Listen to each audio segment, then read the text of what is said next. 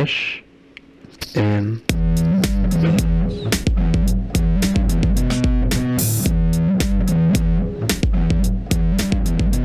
All right, welcome back to another episode of Fresh and Buds. I'm your host, Tommy Fresh, and you are, as always, all of my buds. And today I am very happy to be joined by an excellent bud all the way from New Zealand. It is Mr. Alex Norvill, the content creator manager over at LSS. How you doing, buddy? Hey, man. I'm very, very good. Glad to be here. Yeah, glad to have you there. And if you're watching on YouTube, you can see he's got a pretty awesome beanie on, and it looks good. Certified bud. Now we got a great show for you. This week we're gonna, chat with Alex, get to know him, like give him the old Fresh and Buds treatment, talk a little bit, answer some listener questions, etc. But before we get to all that, I do want to give a shout out to the Patreon, which you can find in the show notes. Helps keep the mics hot and the lights on. You got a bunch of bonus extra stuff on there, and it's a really good time, and it really helps the show. Obviously not required. Another thing I want to shout out is the Buds Discord, which is an awesome community, which you can also find in the show notes. It's free to join, and it's a great time. We talk about flesh and blood. We talk about life. We have a good time over there. And it's also where you can submit listener questions like the ones you'll hear later in this show. And we also are trying to build up the YouTube. We started this show as primarily audio, and we are trying to do more video stuff here. And we're trying to do that. So give it the old like, comment, subscribe. Anything helps. And speaking of the YouTube, almost every Wednesday, depending on schedules, 9:30 Eastern live. Myself and Gary, aka Mr. Viz, the weird Visceri pillow guy, do a live show called the Bud Rush Bellow, and it is a blast. Now, if you're listening to this show on Thursday, we had a blast last night, I'm sure. And I also want to finally give a shout out to our producer, Greg, who is the best. Hi, Greg. What's up, Tommy? And welcome, Alex. Glad that you're able to join for the podcast this week. Tommy, I just wanted to touch base with you, man. I heard that you weren't feeling particularly well this past weekend over Mother's Day. You were kind of just laid up in bed. How are you feeling today? Very hard. And also stay tuned for the end of the show. We're going to have a special message from Charmer, aka Derek Oswalt. Very, very happy to have him, join the show.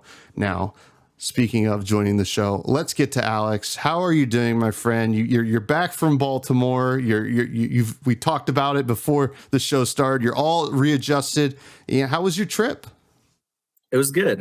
Yeah, it was a bit of a last minute going to Baltimore. I think it was like 2 weeks out. I got a message from our premier OP manager. He's like, hey, do you want to go to Baltimore and do some coverage? And I was like, well, I mean, sure, why not? I'd love to. So yeah, got that all sorted, jumped on a plane and went over for the week, and it was good. Yeah, we were talking about adjustment before, and like New Zealand and the East Coast is probably like one of the worst in terms of like time zone differences, because like if you're like Europe and New Zealand are like on complete opposite sides of the world. So it's just so far apart that like when you do, if you do travel to either side, it's, the time zone is so drastically different. You adjust pretty quickly. But Eastern time is just like, I'd be going to bed like 3-4 in the morning in Baltimore, which was, so I think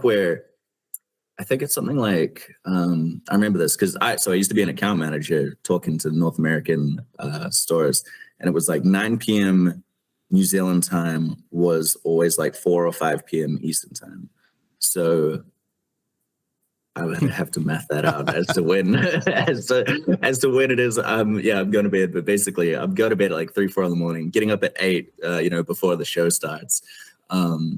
And it was actually fine. I feel like when you're at those events, the adrenaline's going.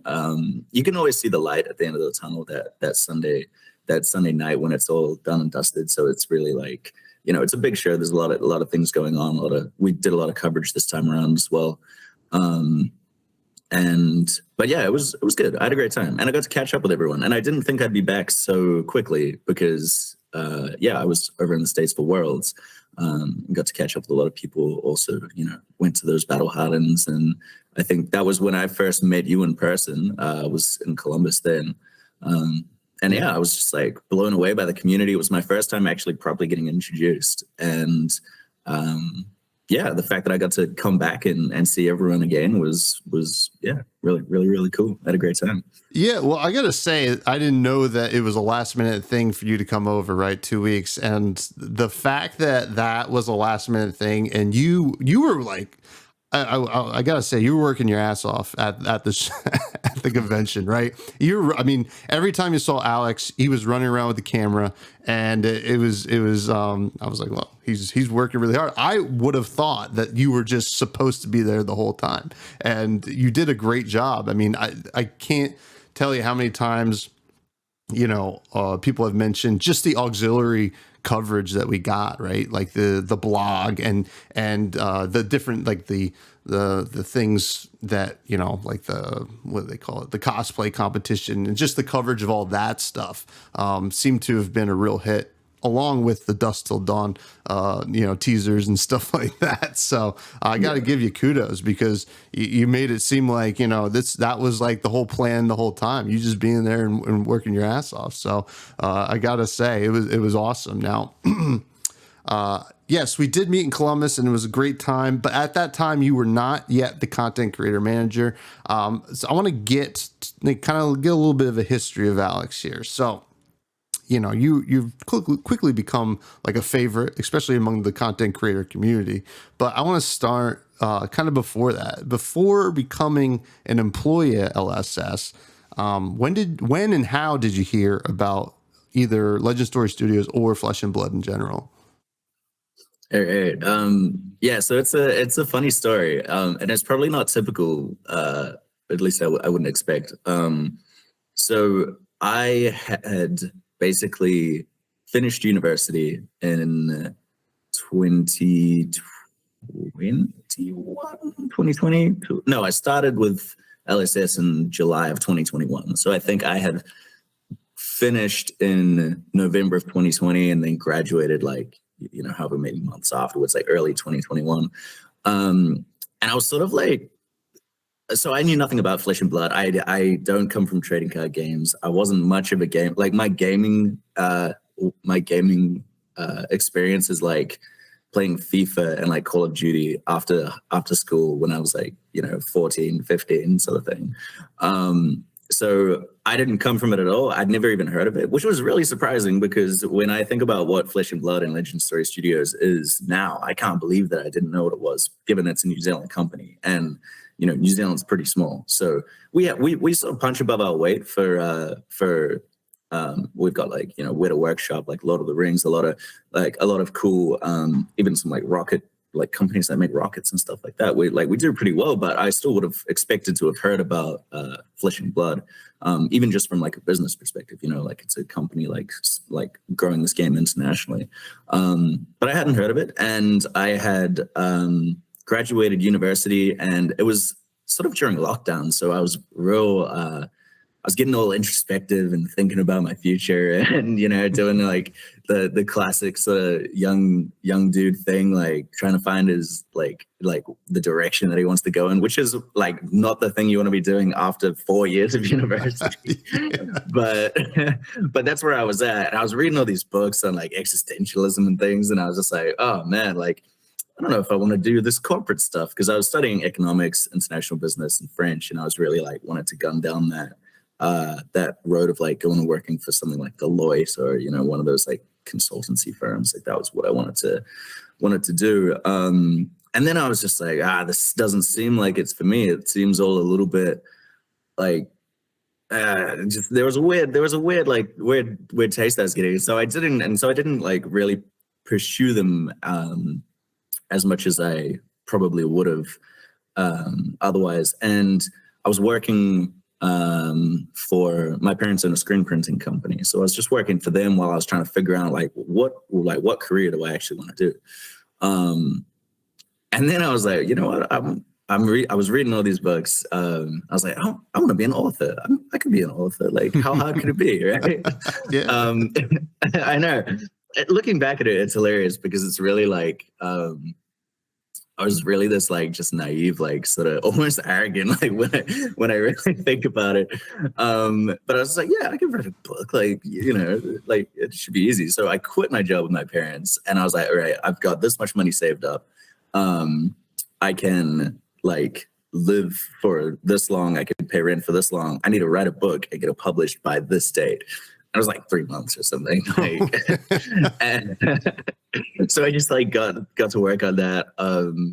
And I wrote this book. I finished it, and I was like, "This is great! Like, this is amazing." I took my manuscript down to Penguin, to the publishers, and I like walked in there. Didn't set up an appointment or anything. Like, walked in there, just slapped this thing down, and I was like, "This is gonna be a next bestseller." And they were like, "Yeah," and then they got back to me a little bit. And it was sort of like, don't quit your day job, man. Like, oh shit, too late. So, yeah, they're like, you got it all right, style, but this isn't the book yet. And I'm like, in hindsight, obviously, I mean, I spent 3 months on it. It was like basically my first draft. So it makes a lot of sense. But I was like, man, I should probably get a job because I still need to pay rent. And I went through a temp agency. I just, my girlfriend was like, yeah, just go through a temp agency. They're quite good at finding jobs. I was like, cool, I can just do something, try to do this book thing on the side. And then the agency was like, oh, you studied international business, and there's this New Zealand company that's looking to like grow their European market. And, you speak French, and they're trying to grow the French market. So that's originally how I sort of got the interview for the account manager position at LSS.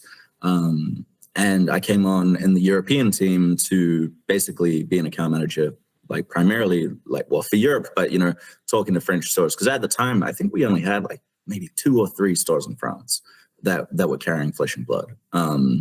It was like, since then it's blown up, now we're actually making French products. So like, it's crazy. It's been barely 2 years, not even 2 years, I don't think. And it's, it's really, it's wild how much it's grown. But at the time I was like, okay, that's how I came on.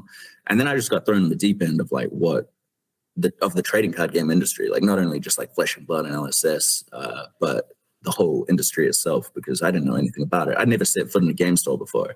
So I went to my first game store after I'd got given the job, checked it out and everything like that. And I was like, okay, cool. This is what I would not have known that this existed had it have like not been for this job, to be honest, because they're not, I mean, I think it's a little bit different in the States, but in New Zealand, they're not exactly the most like, I mean, I suppose, game stores aren't exactly like front and center on your main streets. You know what I mean? Yeah. Like, you don't typically see them. I mean, I think there's bigger ones in the States where they're more, you do see them where they're a bit more like present. But the one that I went to was like in this place of like, it was sort of like a bunch of shops. It just wasn't something you would immediately walk towards. If you were just passing it on the street, you probably wouldn't notice it. So, and that's why for me the trading card game industry, like coming from outside of it, is so wild because it's so undercover. And I think I've said this before. It's like this weird like $1 billion industry that like no one, like, it's grown a lot in popularity, especially with Pokemon and all the sort of coverage that the sort of like high end cards and stuff get. But the industry itself is just so massive, and yet for a lot of people they've not heard of it. I mean, I try to tell my family what I do and the company I work for, and it's like, my grandma's like, are you still working for Pokemon? Like, that's pretty much their response.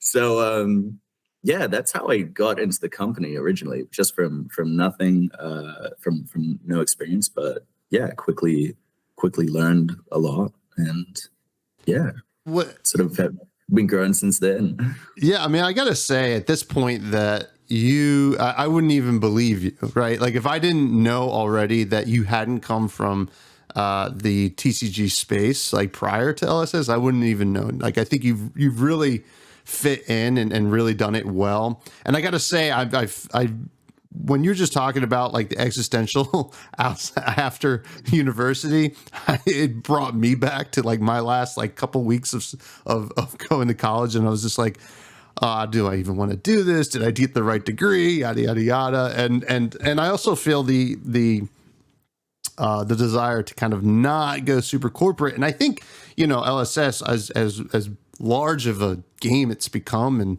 and all that, it's still, at least from our outside perspective, like, us, the fans, it still feels very indie and small in a way, even in the way that James White kind of, interacts with the game itself, which is very cool.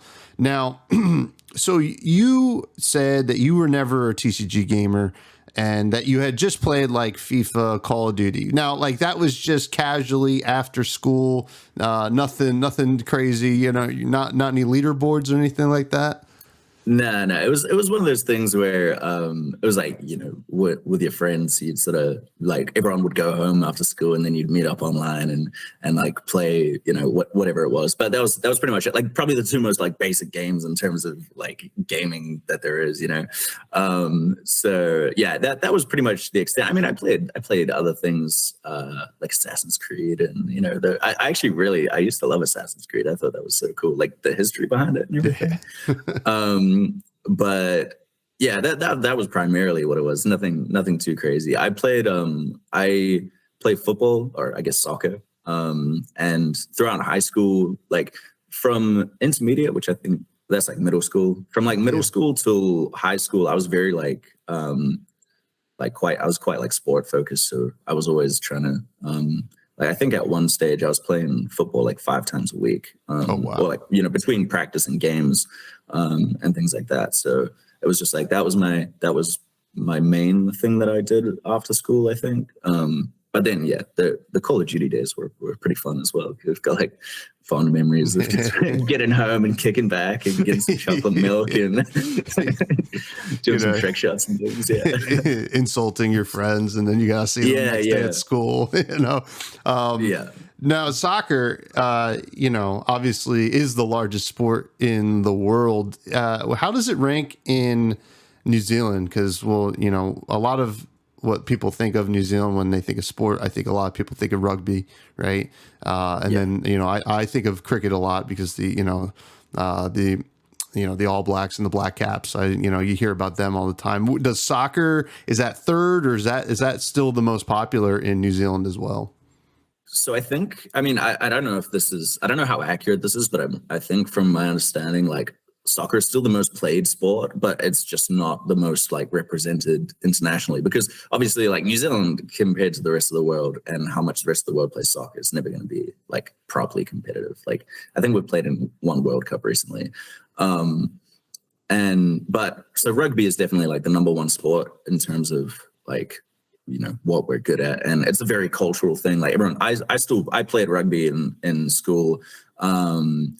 Not like I didn't play it in like high school or anything like that, but I played it in middle school and things. And it's still like a very, like, it is very cultural here to play rugby. It's like, yeah, your classic, sort of like your man's game, like, yeah. And so you sort of get taught to pass a rugby ball and kick a rugby ball like fairly early.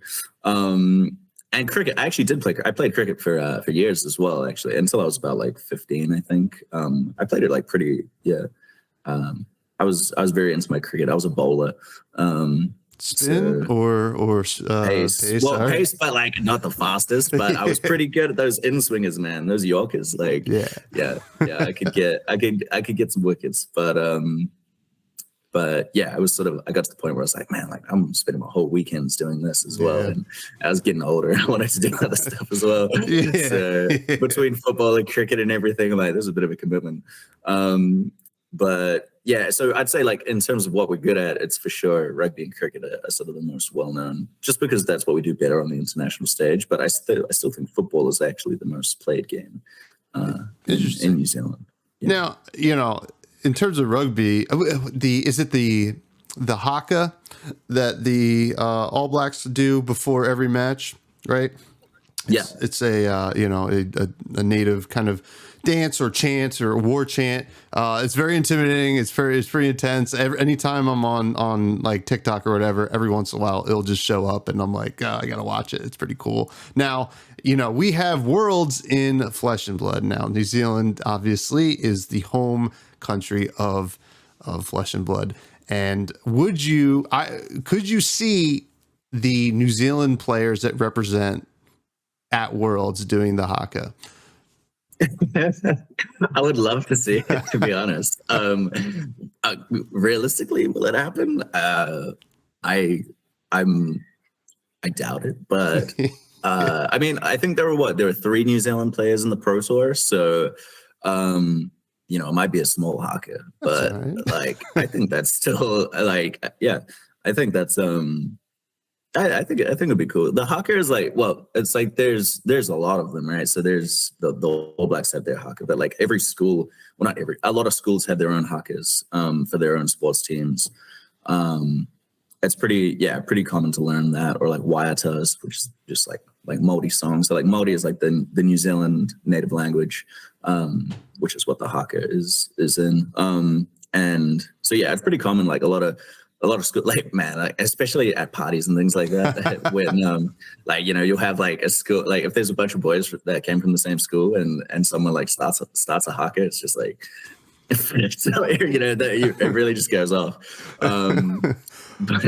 Well, it's actually funny. Like, so I live like probably closer to, I'm in New Jersey. I live closer to Philly than I do New York. So I know like a lot of Philadelphia Eagles fans. Now the Eagles have their chant where it's like EAGLES Eagles, and they start singing. If you're at a party, it's a lot like that. If someone yells E, everybody starts spelling out the rest of the Eagles, and it's something to behold, that's for sure. But I think that we're actually putting out this possibility of the New Zealand Haka at Worlds, and I hope any New Zealand players that are competing and listening that you figure it out and do it, because I want to see it happen. I think it'd be very cool.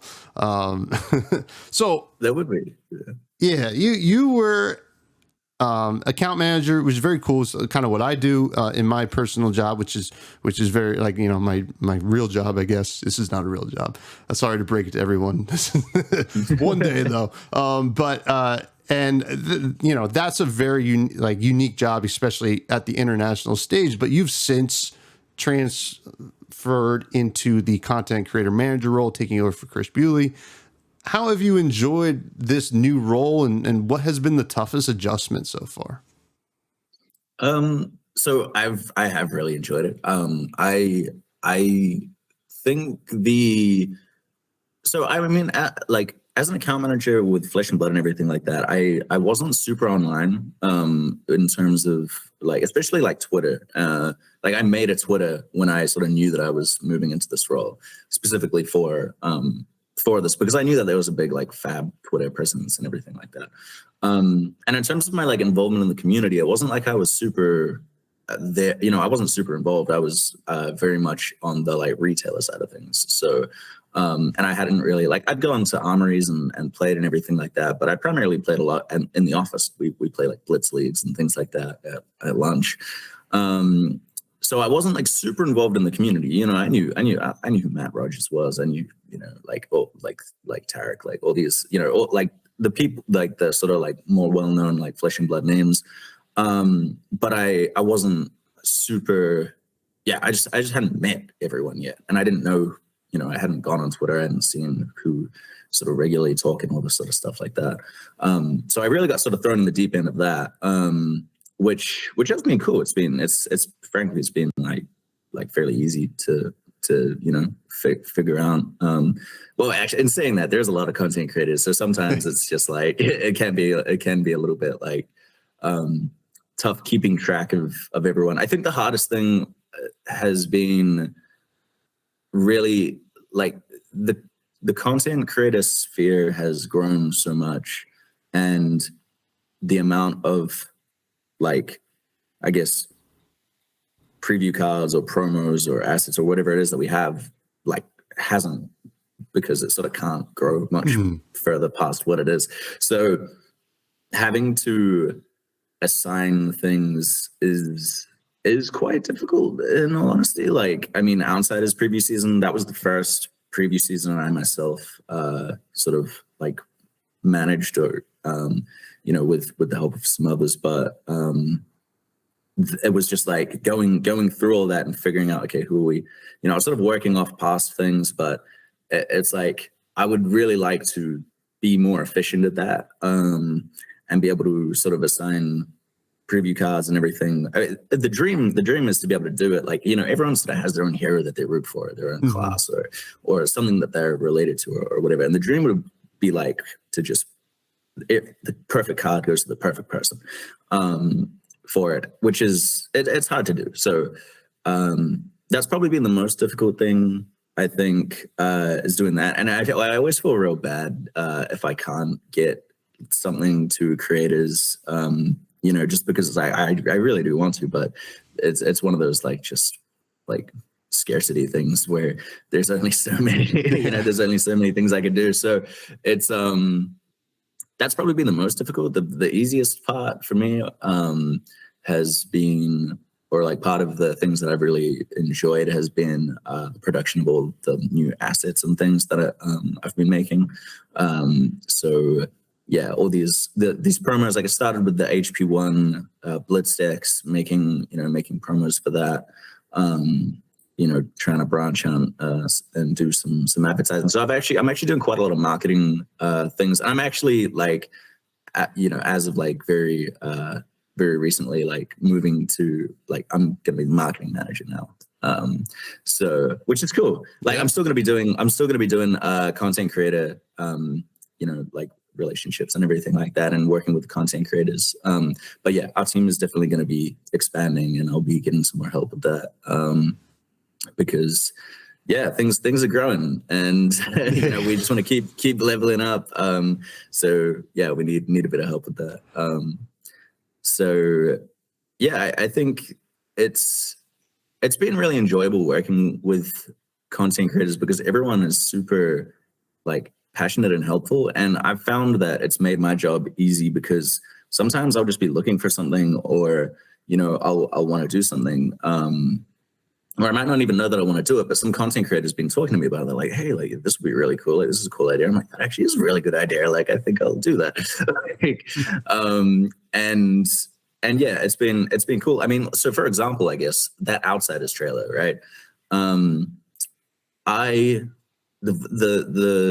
person who did the voiceover for that was Del Paranine. Yeah. So he actually did that, which was cool. Because I'd spoken to him at Worlds, and he was like, oh, if you ever need any voice acting help with anything, just hit me up. I'm like, sure. And then I sort of got to putting together this Outsiders trailer, and I'm like, man, who's gonna voice this over? I did the original voiceover as a test run to see what it sort of sounded like. I'm like, I'm not the guy for this. And I'm like, oh, I could just hit up Del, and he did it, and he did an amazing job, and he provided me 10 different versions. I'm like, hey man, I need an assassin boss, someone some real rugged, and he gave me all these versions. I'm like, yeah, this guy, but maybe a little bit more he sent one. He's like, this guy's seen some shit. And I'm like, yeah, that guy does sound like he has. And so it was great. And so yeah, working with him was cool. And that was all very we're still a small team, so it seems like a lot of stuff is very last minute, but I just want to do cool stuff and level up the production. And so with that trailer, it was just that I'm just gonna I changed the script last minute because we had revealed the heroes. And I'm like, nah, we got to make this into more of a narrative piece, something that's a bit more, engaging and fun, or, something that gets people feeling like they're in the pits. And so I changed it up last minute, and I'm like, oh, I'll just hit up Del. Surely he can do a voiceover. And he got it to me in 24 hours. So, that creators have been great. I've had other creators hit me up saying oh, I do music, I do all this stuff. So there's a lot of very talented people that are in the creator sphere that, have been extremely helpful. And so I definitely, there's a lot of value to that. I mean, look, with Outsiders, everyone that had done previews. I mean, working with like Demon Mata, Reds and Rogue for some of those hero reveals is always really great, really seamless. And yeah, I just think we're in a very good position to sort of keep growing this game how we have been growing it. And it's almost crazy to think about sometimes. I'm like, there's like an army of people out there that are just like helping to grow this game, you know, just because they love it. And I think that's amazing to me. Like, especially, you know, not coming from trading card games, not really coming from anything that had. I mean, sports has communities to it, you know, but I feel like it's way different to the Flesh and Blood community. Flesh and Blood community is just like they're insane. They sort of just do so much amazing stuff for the game. But yeah, it's kind of inherent with content creation because you kind of have to be passionate, right? Because like I said before, this is not my real job, right? Like I do this, you know, we all do this because we love the game and we are passionate. And also I do want to say, I've said it before, I'll say it again, but I don't envy your job, especially when it comes to the promos and everything like that, because every day we have probably like 10 new content creators into the sphere. So like you said, there's only a certain amount of things you can give away. So, you know, I can imagine and I can empathize like how tough that might be, but you certainly, you know, and, you know, for the first go at it, you've been doing great. So, you know, it is pretty crazy, the job that you have, because it's unique, I would say. I think like you don't find this in a lot of other spheres, right? So, you know, but it's very cool, and it's also awesome that you're kind of transferring into the marketing side, because those assets you've been doing have been incredible, and it's awesome. Now, can you take us through what a day in the life of working at LSS is like? So we have an office which I go to in the mornings, and we like I said, we have a small team. So basically, we have two halves to the building that we're in. We have the developer side, which is where all the devs do their dev stuff, you know, make the game, and that is like you need a key card to get in. You know, you can't get in there. It's a funny business because, you know, we do have to be really sort of secretive with things because there's so much that could be potentially spoiled. And the whole thing works around the premise of like, you know, not knowing what's coming in the next set, not knowing what's going to change the meta. You know, it's like it's such a crazy integrated thing with whether it's the secondary market, whether it's the actual meta game itself, where, you know, all these different things are so like interconnected that, you know, someone going, oh, there's this card coming out in the next set can just completely shake things up. So it's like one of those things where we do need to be sort of secretive, and, you know, we're hoping to move to a space where we can actually invite more people into the building and, you know, see what Flesh and Blood is about without the fear of like, oh, I shouldn't have seen that. You know, someone's got the wrong thing on their screen, and, you know, when someone walks past and all that. So, but we have a nice team. Everyone's really friendly. That was actually what sort of drew me in the first place with my interview. I just got a good vibe from the people interviewing me. One of them was Alan Hale. He's like the OG.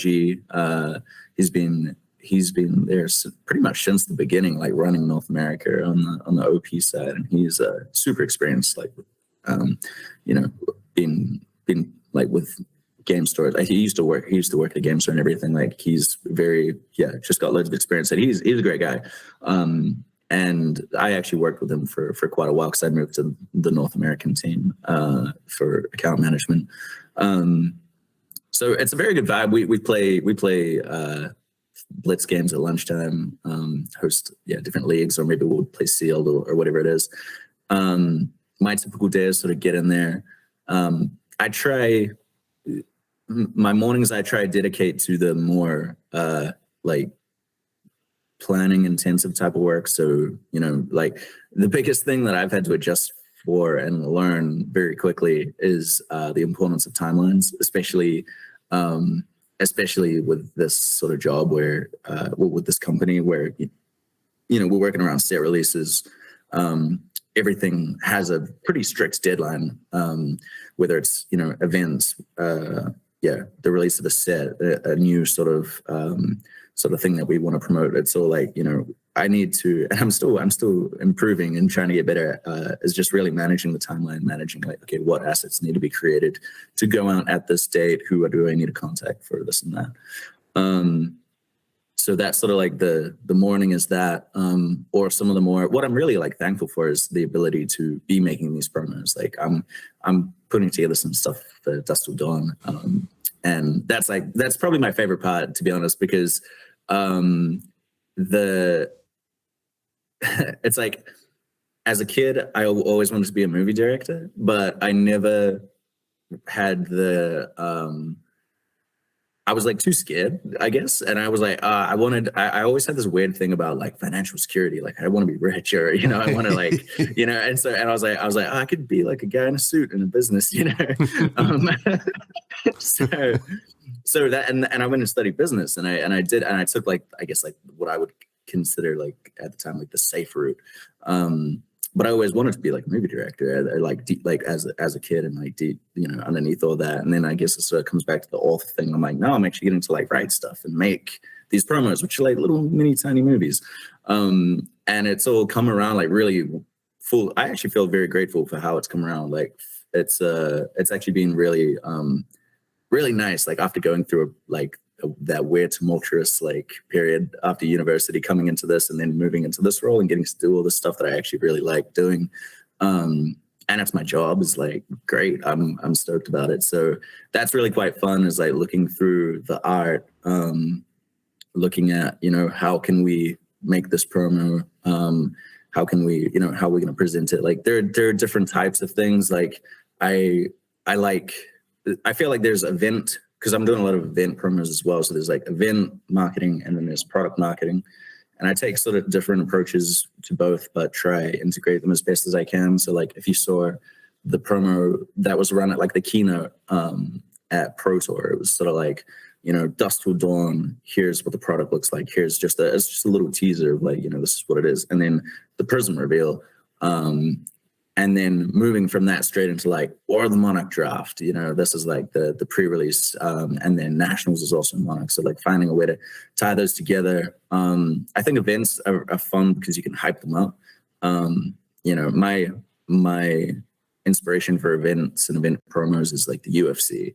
I think that's where we should be that's the goal, is to get to that standard of like, production quality, throughout all of it. And obviously we're not the UFC, so it's going to take a little bit to get there, but that is the goal, or that's at least my aspiration for that side of things. And then with product, I really like the lore, and I don't think that we're actually we need to make our lore a little bit more accessible. But shout out to let me just check what it is. legendarystories.net. That guy, I'm really blanking on his name right now. I apologize, man. But amazing job. He's collated all the lore. And if you just go into the main story section, I would encourage people, honestly, to go there. Just check out number 4, the main story. Roll through that. If you haven't, it's or if you care or not. Some people don't care about the lore. That's fine. I mean, that's still there's a whole game to be played, right? But especially for Dusk Till Dawn, we're coming back to the main story. The War of the Monarch, the Solana versus the Demonistry. And it's actually I think it's really exciting. I think, there's some cool things coming on the horizon, and it's quite good to just get refreshed with where we're at. We've actually, and this is what I didn't really realize as an account manager when I wasn't looking into it as much. But all these sets are exploring different realms and actually sort of following this story arc. There's sort of a meta story happening. And once you read it, actually, the cards take on almost the card art for me takes on a new meaning. When I look at like this round's on me as a card, without knowing like what it is, it's like, oh, cool. Like, there's some of the heroes hanging out. Like that's fun. But now it's like, I know where they were hanging out after, having met, like, I know how, where they are in their story and where they're about to be going afterwards. Like, so, you can sort of start to look at the art differently and see what part of the story it sort of matches up to. And there's going to be some cool stuff like that, going forward into the future as well, where you're going to be able to look at a piece of art on a card and be like, oh, that's, when this person was doing this, or whatever it is. I obviously can't say anything more than that. So yeah, that's the stuff that I'm really getting into at the moment. And then afterwards it's, I start lunch, and then the afternoon it's like, okay, emails, partner collaborations, all that sort of stuff, trying to figure out, how the rest of the marketing side or whatever it is that I'm doing is going on. But yeah, I'm managing a lot at the moment because we don't have because we need to grow our team. And that's cool. I'm okay with that. I signed up for that. But yeah, there's a few tangents there, so I don't know how much of a clear day you get, but yeah, morning is typically, or I try at least, typically like art promo focused, LSS production focused, and then it's like afternoon is like creators, collabs, all that sort of stuff. So yeah, it's pretty cool. Just because I'm just thinking back to you wrote a book, right, in 3 months, right? And obviously it didn't sell at the publisher, but it's nice to know that you have this kind of creative itch and that you get to scratch that itch with this position, right? Which is very cool. So, like you said, you always wanted to be a filmmaker when you're a kid, and this is like your chance to take a stab at it. And it really shows, and I think it's something, even, I had Bryn from Banished Zone on the show, and that was like one thing we talked about. It's like, what is something that Flesh and Blood needs to do to kind of up the game here? And I think she says like, we need like really cool videos and stuff like that, promotional stuff. And I think it was shortly after, you kind of came into the role and we started seeing that, and it was very cool kind of see how that really did up the game. And it's pretty neat. Now, is there anything else in terms of like with creators or just like enhancing the game from the marketing side that you have planned, or something you'd like to at least take a stab at? I guess so. It's all sort of like I'm sort of trying to level up everything simultaneously, and the biggest thing that I want to do with creators is, I want to get better at my job and how I work with creators. Like I was saying, I want to get more efficient at how we allocate costs for previous season. I want to get more efficient at just doing collaborations with different creators for different for whatever marketing purposes it might be. And part of that comes down to like a better system at actually managing and figuring out what I think everything I want to try like tie because of the way that Flesh and Blood is, and it's this hero game and everything like that, and all these creators have their own personalities and heroes that they're sort of attached to and all this sort of stuff. I do want to try and make it easier to be able to do promotional things that are relevant to the creators. So like, yeah, it's, if there's ever anything to do with like, Prism, I guess, there's like so many, like there's like Fino, right, for example, is like someone who's just like loves Prism.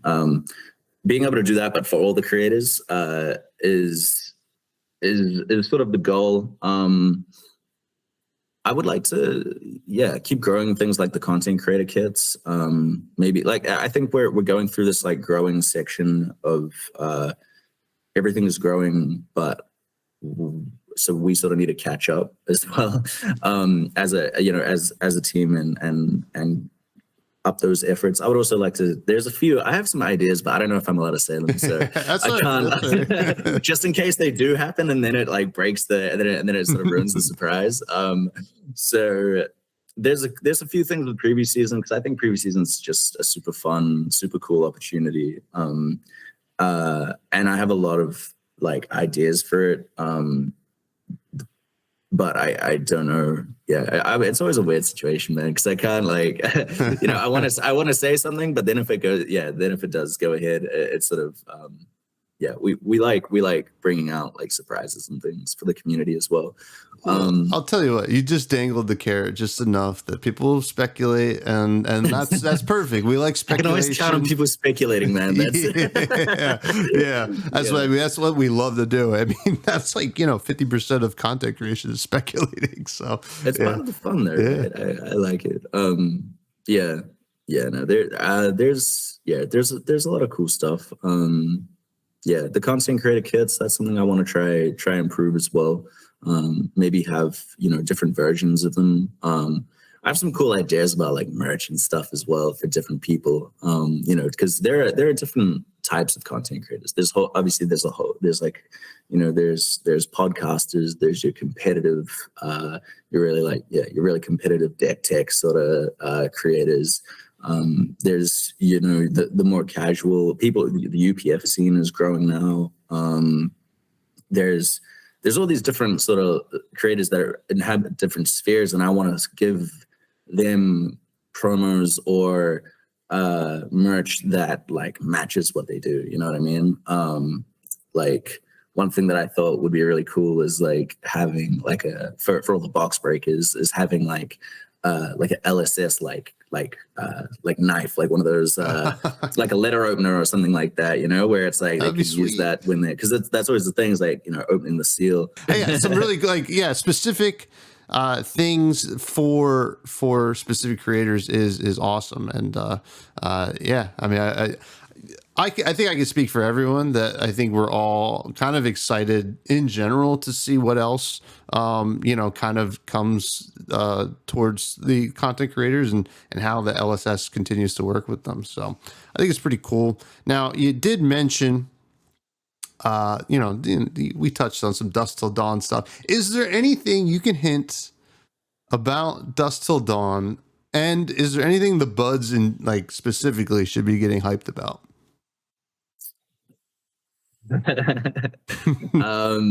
It's let's see, it's touchy. I can be cryptic with it maybe. Man, you guys should listen. I'll tell you what, you guys should listen to James and what James is like closely, because he drops a lot of Easter eggs. Oh yeah. And people don't even realize, but they're so like, you just wouldn't even, I don't know, I didn't even pick it up until we were talking about it, and then I was like, oh yeah, like but anyway, that's something. With Dusk Till Dawn, let's see. So story wise, we're going back to the main story arc, to a period of time where there's going to be some very that's a sort of a turning point,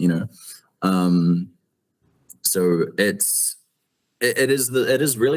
a cool step, like and I've seen it, so like I can tell you it looks cool. It's actually so like we can buy products as like LS's employees, and there's sort of like a maximum allocation that we can get. And I'm like, this is the first time that I'm like, man, maybe I might max out my allocation. Maybe I will. Like, and I'm I'm not a collector by any means. I don't collect. I just have my decks that I play, and some other like staple cards that I keep for future tech builds and things. But I'm definitely not a collector. But I'm like, these ones are pretty cool. I think I might have to. I might even go and get like a frame for them. Like I really want to collect. I want to collect the marbles, like the marbles from the set. I really like them. And the marble dragons from our pricing were really cool. I like them. But I didn't have that. I didn't have the same like drive to go out and sort of get them all. But this time I'm like, man, I like those. I think those are sweet. So yeah. So I guess personally, I think it's cool. It is. I'm really. Oh, okay. No, I have to be careful. I'm just enjoying like watching this. Yeah, because I'm having to like, I have to like filter everything before I say things in case. I say something that I'm not meant to. I like I was saying before, I would encourage people to go read the story to get up to date. I just think it makes it more fun. For me, it allows. I like being immersed in the set and the world. The whole, even like Uprising, reading all the Uprising stories for me when it was all coming out and everything was I mean, not everyone's into the lore, but I like it. It just brings a new depth to it for me. It brings a bit more meaning, and it just gets me excited. Like I really like. I didn't think I would be the guy if I think about before I joined this company, before I knew anything about trading card games, I never really thought that I would get attached to like heroes. Like, but I really am. And I'm like, man, I'm like so stoked to see these things happening, or I'm like, oh, man, like it's the story. It's a funny how it sort of evokes that feeling of like, and you do get a bit more of an attachment to those cards and those characters. I'm impressed with the team. I mean, our creative team is crazy. They're so super talented, and obviously the developers and the way that they synergize it all, it still blows my mind. Yeah. So, and even just like how the mechanics match the name of the card and everything, I'm just like, man, like how long did that take to figure out? So it is really impressive. Dusk Till Dawn specifically, I think, has a lot of very cool things. It has a lot of lore driven cards that are quite like, there's like meaning to them. They're a bit more like special. Like I said, the marbles look great. They're stunning. We're doing things that haven't been done before with certain heroes. And I think James has said that, so I think I can say that. But I can't reveal what, but it's, it's like something fundamentally like different and cool. And I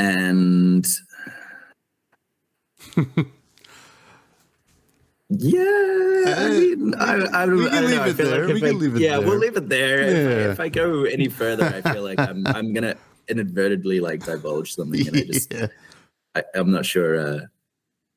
Oh, well, you'll see some cool stuff soon. Anyway, that I can say that much.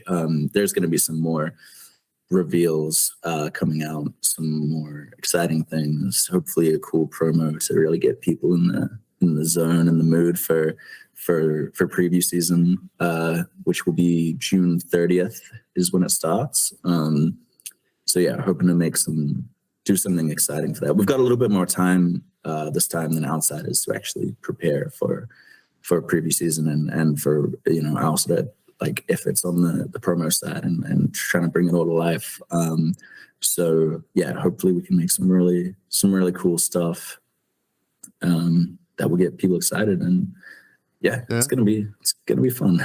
Awesome. Well, I think we could take from that is go listen to everything James White's ever said, and and we will be able to piece together something.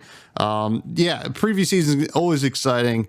I think, especially, for myself, this one's very exciting. Return to Monarch. Levi is like, my girl. Hopefully we get something. I know you can't tell me if Levi is going to get beefed up in any kind of way, but we can all hope. With this shadow stuff, there has to be something. At least I'm thinking. But I mean, you've seen Vincent, right? Yeah. But it is Vincent. I don't know if people were expecting that. It might not be what's expected, but who knows, man? Who knows? Cryptic as ever. Now, before we say our goodbyes, I want to do the fresh faves. We're going to ask you a couple of your favorites, and we're going to answer some listener questions. If you're game, Alex, we'll start doing it. Awesome. First, for the fresh faves is, who is your favorite hero? Young Bravo, specifically Young Bravo, obviously. That was the first hero I ever played. Young dude, a lot of swagger.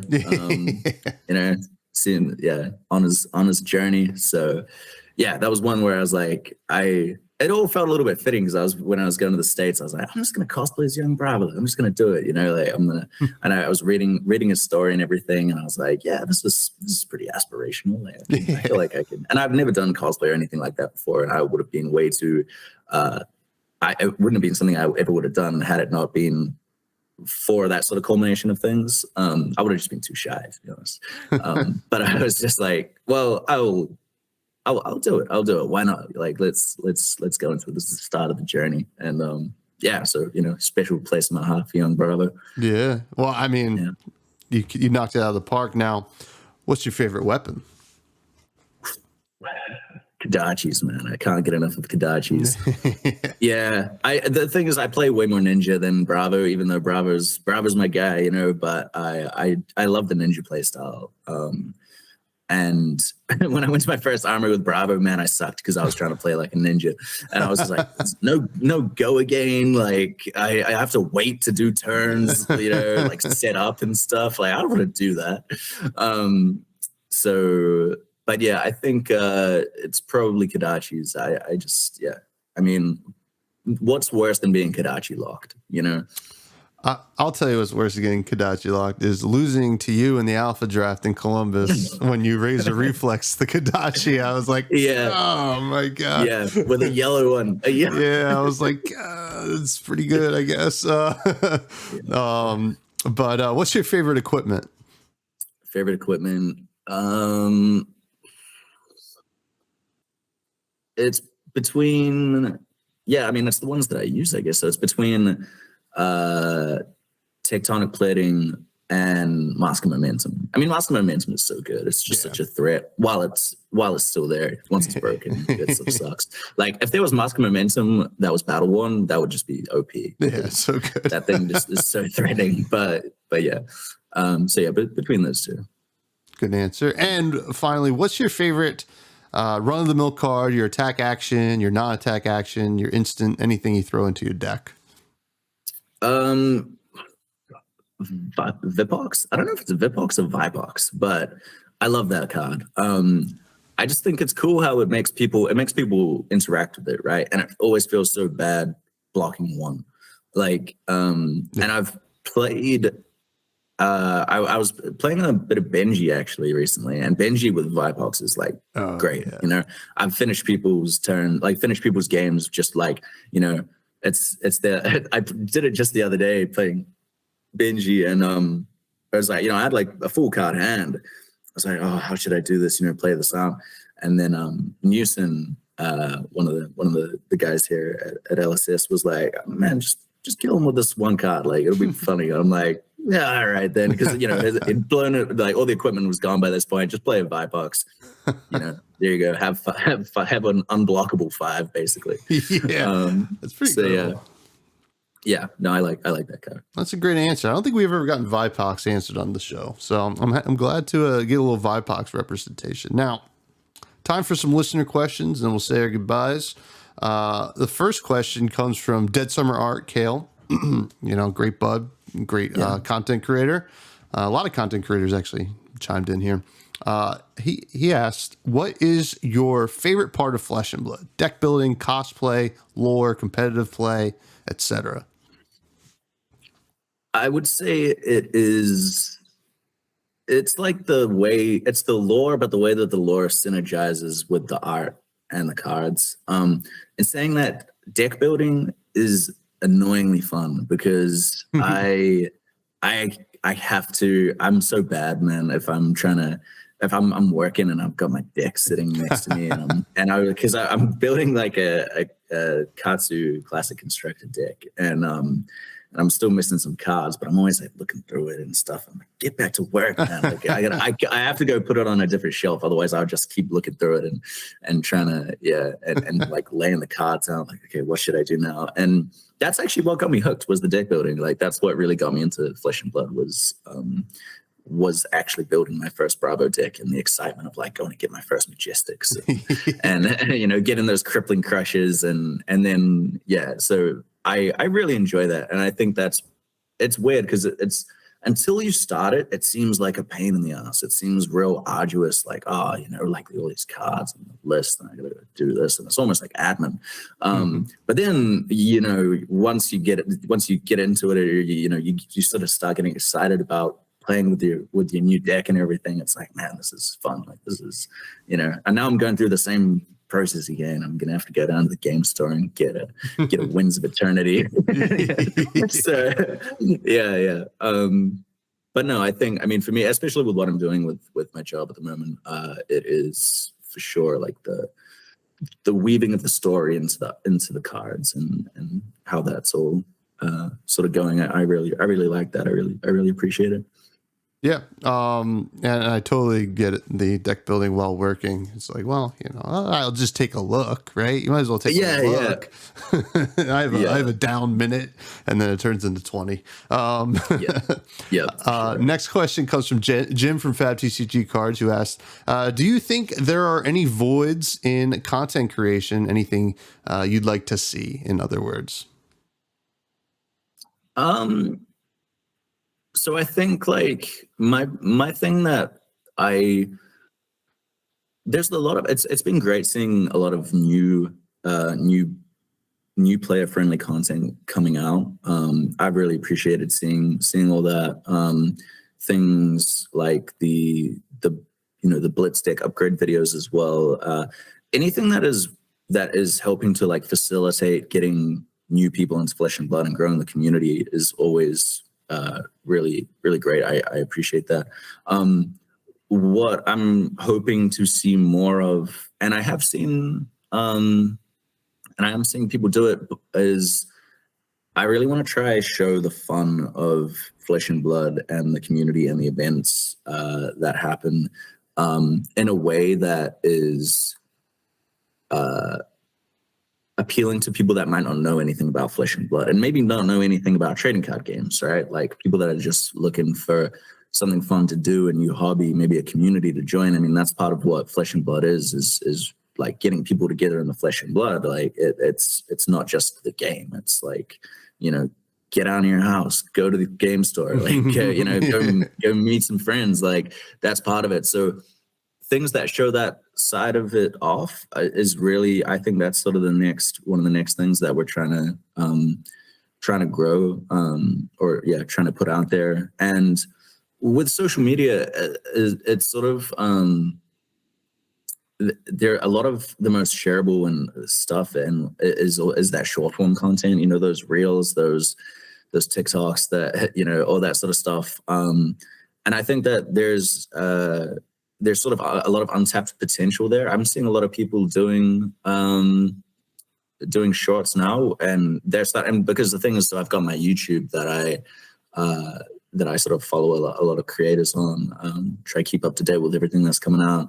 And I'm like now starting to see shorts. Sneep, I've been seeing Sneep's shorts, so that's cool. And Paul, the Tall Timmy, obviously I see his stuff. But yeah, I really would like that stuff to grow a little bit more. I just think, it's a fun part of Flesh and Blood that maybe doesn't get as much light as it could, like little vlogs and stuff. If you're at the Pro Tour or something, you capture a cool moment on camera. Like the who was it? I think it was Hank. I think it was Goblin Reserve. Put a little short out at the UPF event when James was playing. And there was John with the Rudy deck, the full Rudy deck, and I think that video actually did pretty well. Oh, I'm sure. So yeah, stuff like that. I think there's big potential there, and it's just a matter of like, man, you're filming vertical, right? Just pull your phone out, just like capture some stuff, some laughs, like some things like that. I think that would be. I think that's sort of one of the next things we want to try grow. But otherwise, I mean, I think everything else like is really going great. It's going swimmingly. But I think that's maybe the next little bit to grow, and then we'll reevaluate, see. Yeah, I think like a lot of creators, they're like my age. I feel like, at least the ones I talk. And it's like, I think we really need to like focus on like TikTok and shorts and stuff like that, because it is the future, right, of content and stuff like that. So it's something that we're all, I think, actively trying to figure out. But it's like also like, how do you make Flesh and Blood work there? But yeah, no, that's good to know for anybody listening. Yeah. It's a way to drive people to your main content as well. I think that's something that maybe doesn't get like said enough is that it is like if you think about it, like, you know, like a sales funnel or whatever, that's the top of your funnel is because it's getting put out to the most amount of people. So if you can put something that's short, snappy, engaging, you know, once makes people want to know more, you know, as long as there's a clear direction with that piece of content that sends your viewer to your main thing. And I mean, this is what people do with podcasts all the time, right? Like I'm pretty sure I've seen you do this as well. It's like, you know, you get those highlight clips or whatever, or, you know, something that, or maybe it's a cliffhanger, it leaves, you know, that sort of question. And I was like, oh, I want to know more about this, you know? And so the person goes and clicks on it, watches the full episode, boom, there's another viewer, there's another potential listener, or, you know, maybe another new fab player. So that's sort of how I see that working. Next comes from my co-host on Blood Rush Bellow, Gary, who asked, on your first American tour, what were some of the things you tried for the first time and loved or hated? Oh, I tried grits, man. Grits was not nice. I thought it was, I don't know what I was expecting. Didn't like it. Oh man, like I gotta grits. say, I mean, you know, some people might, you know, turn this off right now. Grits are, I know. I mean, yeah. it might be a touchy subject. There's some it's like some song. I think it's like "Oh Nah," like one of those songs, and then there's like a line from it that's like, "You gonna cook them eggs cheesy with them grits or not?" And that for some reason it makes me laugh every time. And so, but I was like, "What's grits?" Like, and so I tried grits, and that answered my question as to what grits is, and I'm not a fan, unfortunately. Okay. But it was an experience. So yeah, there was that. The first time I was there, I got to shoot some guns. You know, that was a bit of fun. We don't really have that in New Zealand, so you know, always a fun experience. And what else did I do? I had man, I feel like I'm going to offend some people. I had deep dish pizza. Average. Yeah. Average, man. Average. Yeah. I get it. So much hype and just so average. Yeah. You know, it seems to be a general consensus outside of Illinois, right? Yeah. You know, I mean, it's fine. It's pizza. It's like, you know, no, there's nothing wrong with it. It's fine, but it just gets so everyone's like, you gotta try deep dish. You gotta, and I'm like, I was expecting something sort of, I don't know. Maybe that's just, it's what happens when you just hype up expectations too much. But you know, I still got to try that. I really liked Chicago. I was only there in downtown Chicago for like one night, basically. Went to an armory event and then cruised around the town afterwards. And I thought Chicago was really cool. I really enjoyed the vibe of the city. It was very busy. Like that's the thing coming from New Zealand. Every big city in the States is just sort of like, wow, like, you know, look at all these buildings and people. I remember going out to this like piano bar with this guy that I met at the place that I was staying at on like Tuesday at like 2 a.m, like 2 or 3 a.m. It was just full of people. I was like, what the hell?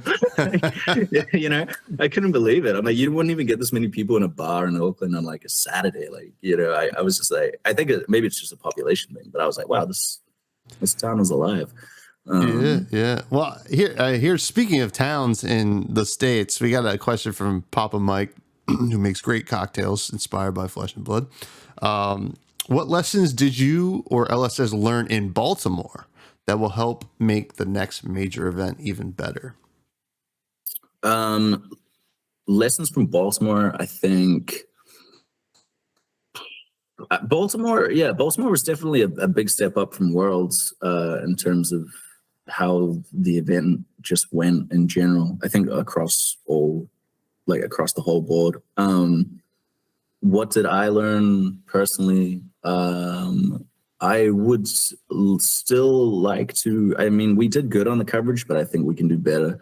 And I think we can really utilize more of what I was just mentioning before about the community, the short form, the community feel, the good vibe feeling, that because the vibe is great when you're there. You know, it's fun.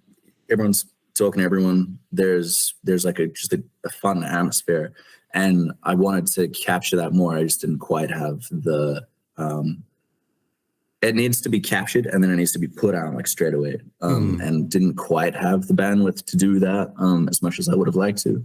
So that's something that I think having someone dedicated to that next big event will be good.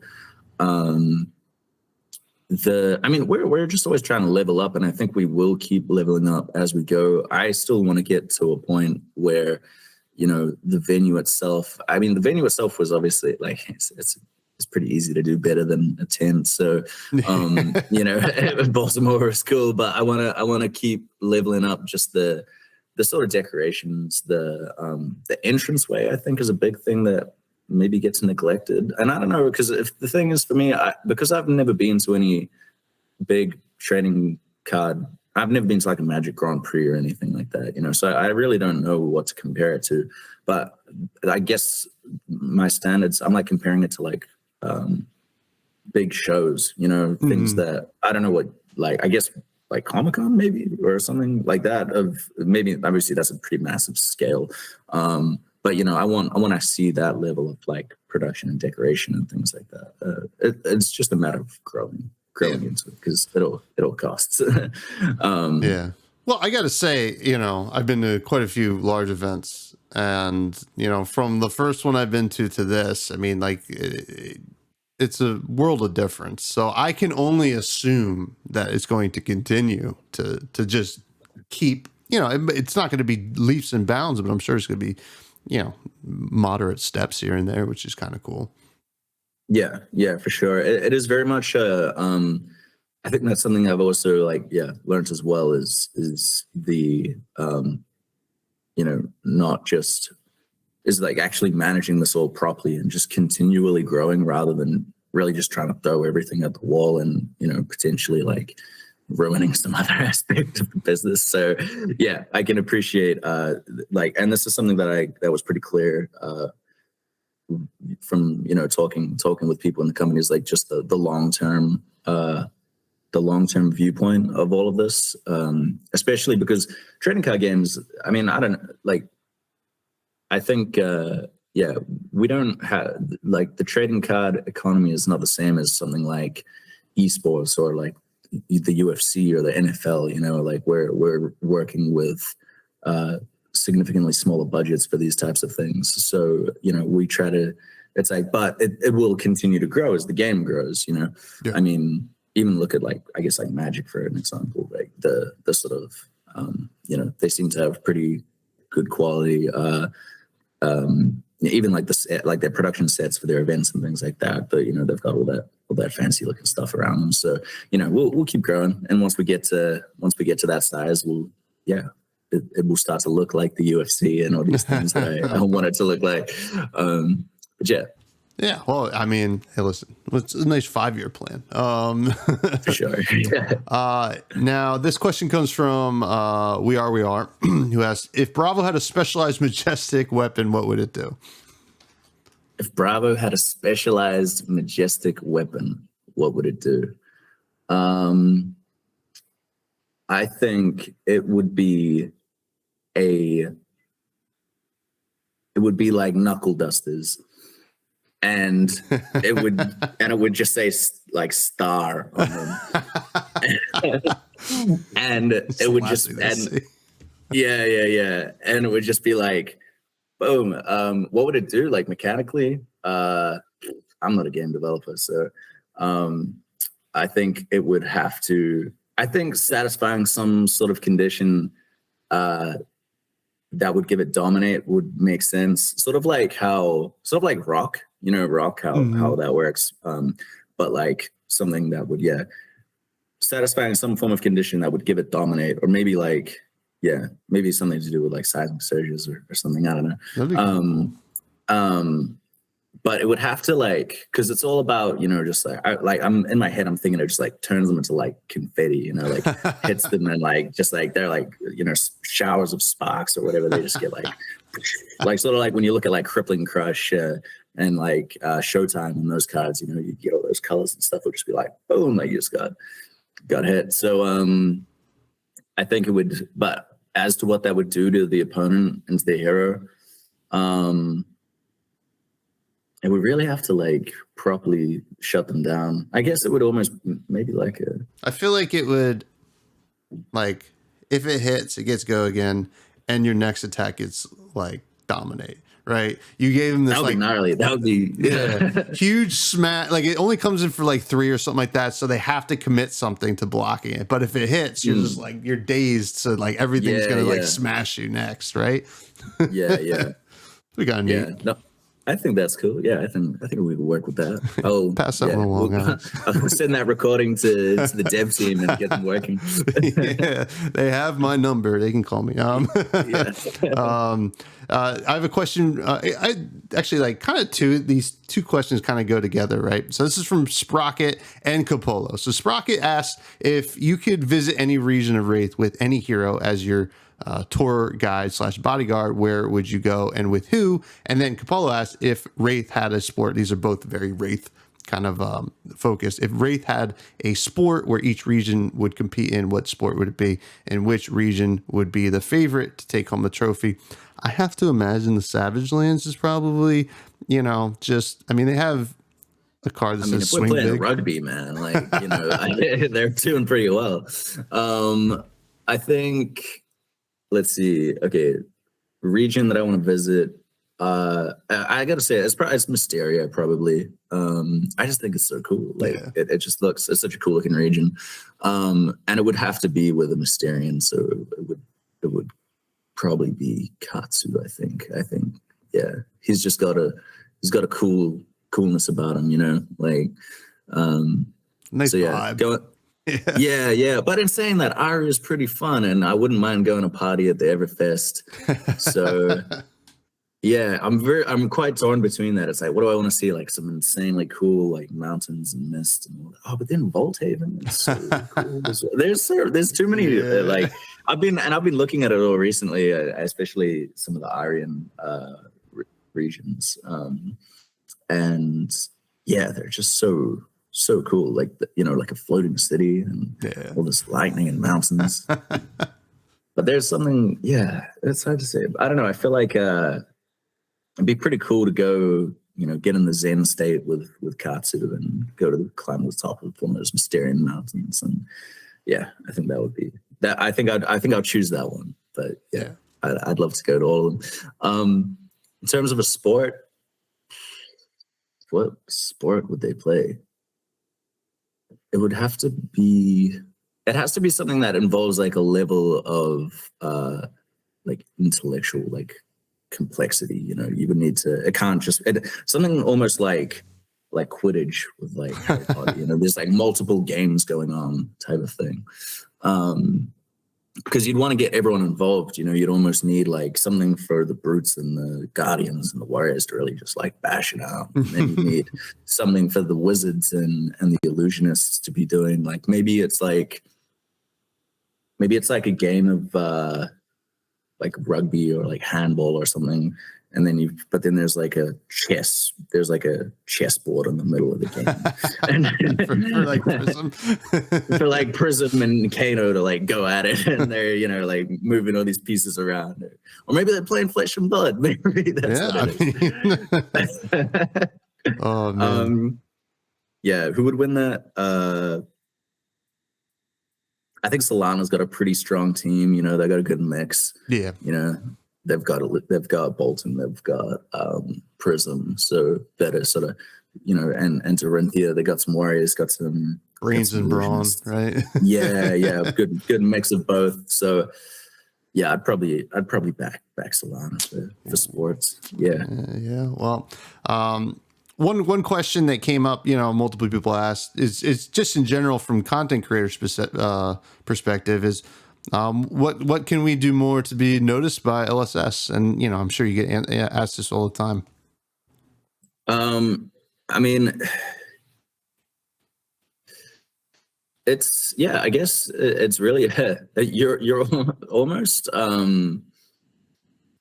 there's like cool organic stuff that happens that gets noticed just because it organically like comes up, whether that be through Twitter or whatever it is. And we're all like pretty active. I mean, I know like James, he goes through Twitter and YouTube like it seems like he's pretty onto it. I'm actually considering how much he does. I'm like, how did you see this? Like, how did you know this was happening?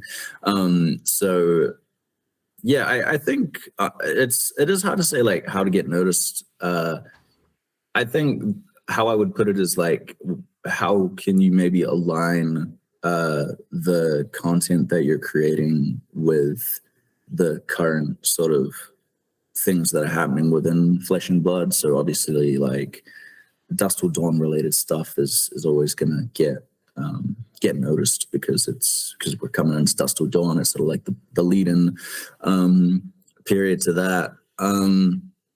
Well, community-driven stuff always makes its way through to us, whether that's through social media or like the organized play team, our account managers and stuff who get sent things from game stores where they've done some really cool type of event that they've put on. Like those things, I think hold more. Those things get recognized. Like those really community-driven efforts when you see people sort of go in the extra mile. Like there was it a ProQuest or a Battle Hardened? There was an event in, oh man, I want to say Belgium at the start of the year, I think. Belgium or the Netherlands, one of the two. And I can't even, and I'm blanking on the name of the store and everything, but they did like a really great job of their event. They had like Arachne, they had a thing of Arachne like behind these trees, like lurking. Cool. There was the Emperor, and it had those kind of books. I don't know what you call them, the ones that you see at funerals, like where people write their messages. Oh yeah, and, yeah. To the person, like, and a tribute to the Emperor, like all those little things like that. That all came back to us, and we were like, that. That's amazing. Just those little sort of extra touches. For creators, it's like, I think, and it might sound sort of like cliche, but it's really just, I wouldn't look at it like how do we get noticed? It would be more like, how can I do what I am passionate about within Flesh and Blood and do it to, and put in the, like, I think do what you think is cool, do what you think is fun, and maybe try to be a little bit different, like try stand out. Like that's the thing is, and it's like this with every like industry, you sort of do need some point of differentiation to have, to get noticed over some other piece of content, especially the content creator sphere. I mean, you're not, it's like, I guess you're not like competing with content creators, but you're competing with other content, whether that's Flesh and Blood or not. There's like so much content for everything. So, to try and get noticed it's more like, okay, what can I do to differentiate myself? But I think, don't do that at the expense of like, I think you still have to like stay true to what you're trying to promote, what your sort of core like ethos is behind your content, and if you've got that solid, then, yeah, I mean, like, look at like Manson, like, for example, right? Like he's doing really well. And this whole thing just started around just really just loving Leviathan, like, Yeah. but like of all the things, right? And I mean, even as like there's the Cult of Azalea, like that stuff is all really good. I've been seeing a lot of new things. Been seeing like Savage Lands news. Yeah. Very cool, man. Like the Chat GPT thing, very, that's interesting. That's new. So yeah, I think there's a lot of cool stuff happening, but just go with what, I think just go with what you think is going to be cool and what might be a little bit different. Stay true to yourself. I think that's like the best thing to do, right? And 100%. Yeah, I think it always shows. And I mean, I'm not LSS, I can't speak for them, but I think it always shows when someone puts out content that they wouldn't want to watch themselves. If that makes sense. All right. Yeah. Like, I think it's important. Like you gotta like what you put out. Right. So, 100%. I think it's a good takeaway, but, this was a lot of fun, Alex. Thank you so much. Like, I really appreciate you coming on. I know we've been trying to get you on for a bit here, and I really appreciate it. And especially given your time, especially given the time zone difference. Please plug anything you'd like to plug and shout out anything you'd like to shout out. And thank you. Yeah. Hey man, it's been great coming on here. I've wanted to for a little while, so I'm glad we got to find the time.